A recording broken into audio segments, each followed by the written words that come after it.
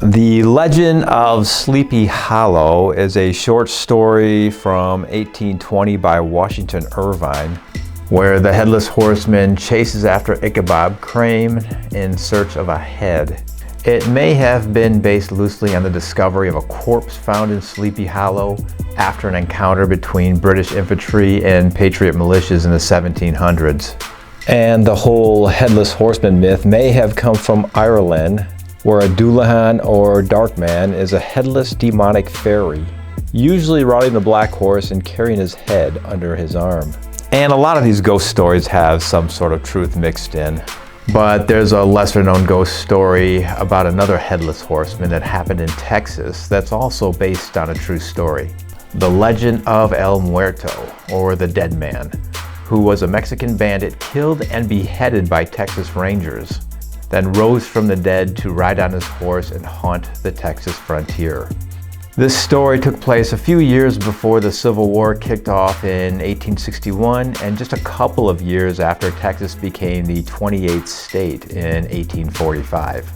Texas was a pretty violent place at this time, and I want to give a couple of details about this in order to explain how this whole story happened. Texas fought with the South in the Civil War, and of the 65,000 to 70,000 Texans who served in the Confederate Army, around 24,000 died. So to the north they had the Civil War, but to the south there was Mexico. The Republic of Texas declared independence from Mexico in 1836. A dispute between the U.S. and Mexico forced the United States to go to war in 1846. And if that wasn't enough, there were the Native Americans who weren't particularly friendly with the Mexicans or Texans or other people, including other tribes who stepped on their lands.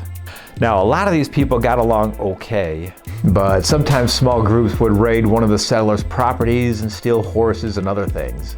And if you came across the wrong people, whether Texan, Mexican, or Indian, people tortured and killed each other in some really gruesome ways as a warning to others or as revenge for other killings.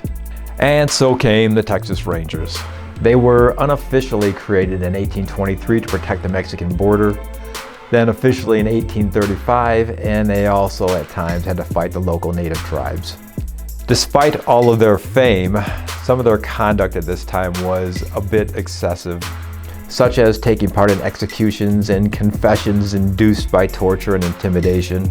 A lot of these guys weren't much better than the criminals and murderers they hunted, but being a nice guy was a good way to get you and your family killed during that time. And in 1850, there was a Mexican man known simply as Vidal. Vidal was rustling cattle and horses all over South Texas, so he had a reward put on him, dead or alive. During that summer, Vidal took advantage of a Comanche raid in another town, which pulled most of the men northward to fight off the attack. Everyone had to band together to fight any bad guys, and these small towns would usually leave a few guys behind to watch over things on the homesteads. Well, Vidal, along with 3 of his partners, learned that the men in one town had gone off to fight the Indian raid. So they stole some horses from those people and headed back to Mexico.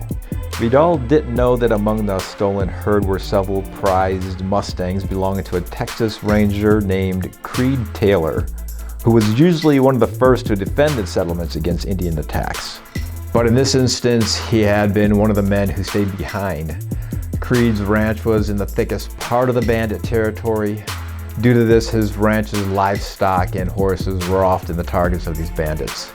Taylor grabbed a nearby rancher named Flores and fellow ranger Bigfoot Wallace, who was a famous Texas Ranger that took part in military battles for the Republic of Texas and the United States, including the Mexican-American War. Wallace and Taylor were skilled trackers, and they soon found Vidal's trail. When they located their camp, they waited till night to attack while the bandits were asleep. Catching them unaware, the bandits were all killed. But killing them wasn't enough. Taylor and Wallace wanted to make an example of them to discourage other bandits. The Rangers had tried all types of brutal justice to deter more outlaws, like stringing them up in trees and leaving them hanging, shooting them, chopping them to pieces, and leaving their bodies for animal bait. but nothing had worked to stop the outlaws. So Wallace beheaded Vito and tied him to a saddle on the back of a horse to hold him upright.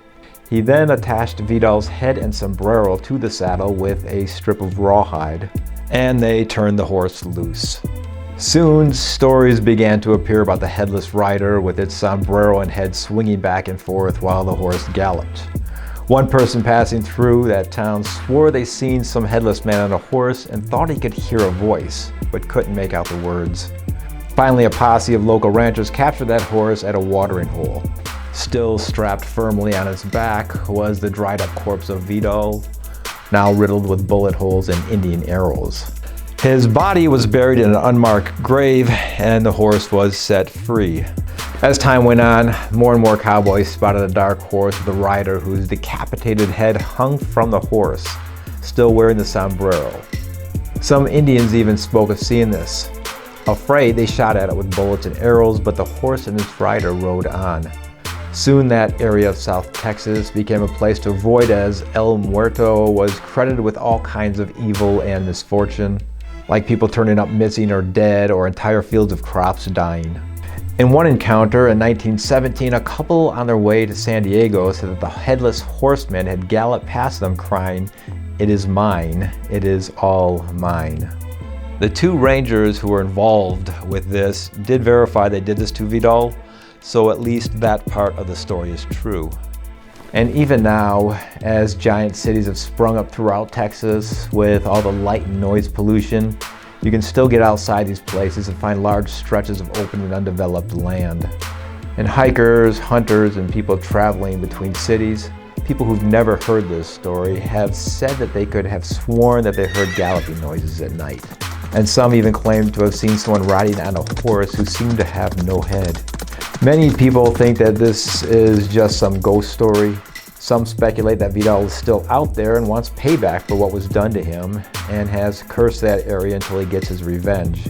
Some think he's out there on his horse just trying to find his way home, but without an attached head, he's just a wandering lost soul among the other wandering lost souls who have met brutal deaths. And that is the story of the Texas Headless Horseman. Good night. Boo.